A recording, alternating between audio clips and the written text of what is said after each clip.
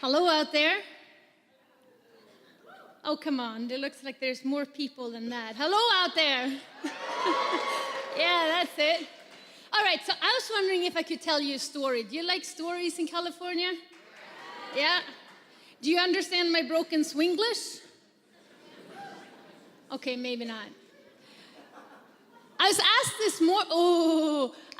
this morning why Canada does what it does with the Great Commission.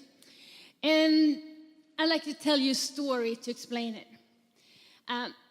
We just came from the beach. You guys are like blessed.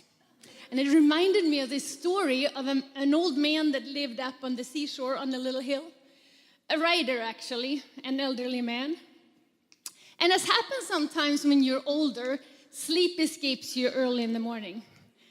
And the sun hadn't risen yet. Actually, dawn hadn't hit yet. It was more that hour before dawn comes, you know, when the air is salty and wet and it's a little freezing, but kind of sort of nice. And he put his fisherman hat on and wrapped his coat around him and closed the door behind on his little cottage and went out on the beach. And it's quiet and dark, and us writers like that kind of thing.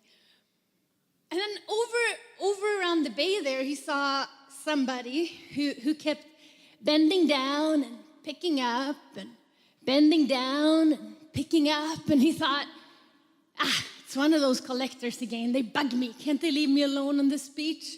Like not even in the morning. But as he came closer, he saw it was actually a young boy who had stood far off a little bit and watched the situation. What's he doing anyhow? He's bending down and standing up. And as he came closer, he noticed that he was throwing things into the ocean. So he came a little closer and he was throwing things into the ocean. Finally he says, "Hey lad, what are you doing?" And the boy was startled. He hadn't noticed the man coming. And he says, I'm throwing these starfish back into the water. You see, the storm last night threw them up so high that the tide can't get them. And if I don't get them back in the water, they're all going to die. And so the older man, the writer with a little smirk, thinking he had it all together, says, you know, have you looked like how far along the shore them seashells are laying? Like seriously, you're not going to do make much of an impact, boy.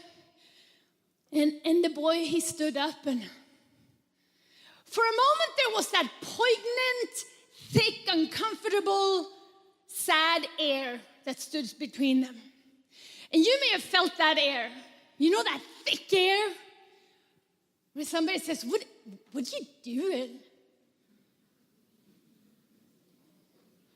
And then the boy bent over and he picked up a starfish.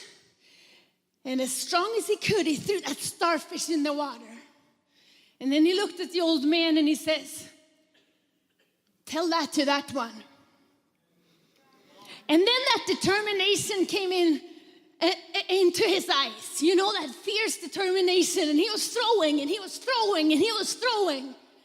Like he didn't care. Because he made a difference for one.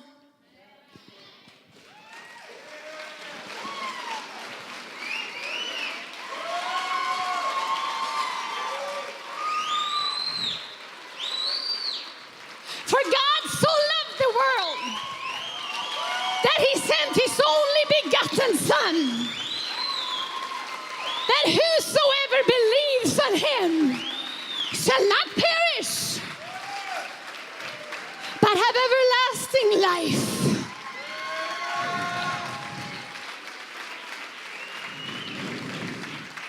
So you know why we do what we do? You know why we do what we do? Because it matters to the one. And I might be a mother of 5. And I might not know exactly how to do it. And I might not look like the kind that should do it. And I might be better at writing tunes for a jazz band. But I got to do my part. Because it matters to one.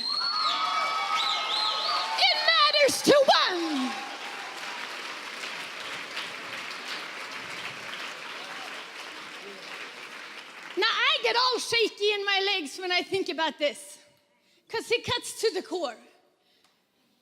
But even if I'm not the right kind, I got to do my part. And I'm asking you today, what about you? What do you have in your hand?